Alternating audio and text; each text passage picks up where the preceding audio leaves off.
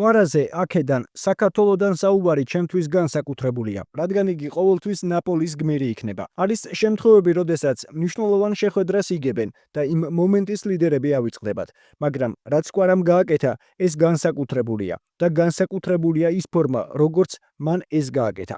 იგი გახდა გმირი იმ ქალაქის, რომელშიც ჩემი აზრით ყველაზე უფრო მეტი საფეხბურთო ვნებაა. ქალაქისთვის, რომელსაც აღარც კი ახსოვდა, როგორია დიდი ტიტულის მოგება, როგორია სკუდეტოს მოგება. ეს ყველაფერი სამუდამოდ დარჩება და ეს მხოლოდ ჩემი აზრი არა, ეს ობიექტური რეალობა. რაც შეეხება ჩემს აზრს, როგორც სპორტის ჟურნალისტისა და ფეხბურთის გულშემატკივარის. ამჟამად მსოფლიოში 5-6 ფეხბურთელია, რომელიც რაღაც ისეთს შექმნის, რაც სკამიდან წამოდგომას მაიძულებს და ზეიმს დამაწყებინებს. სკვარა ამას სეზონში 3-ჯერ, 4-ჯერ და 5-ჯერ აკეთებს.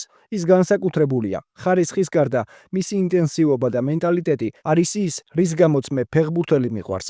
ფეხბურთი საჭმელივით და ღვინოსავითაა. შეგიძლია შენი ფავორიტი ყავდეს. თქვენ უნდა ამაყობდეთ იმით, რომ ის ამ ქვეყანას წარმოადგენს. არა მხოლოდ მისი ხარისხის გამო, არამედ ყველაფერი იმის, რაც ამ ხარისხს შეადგენს.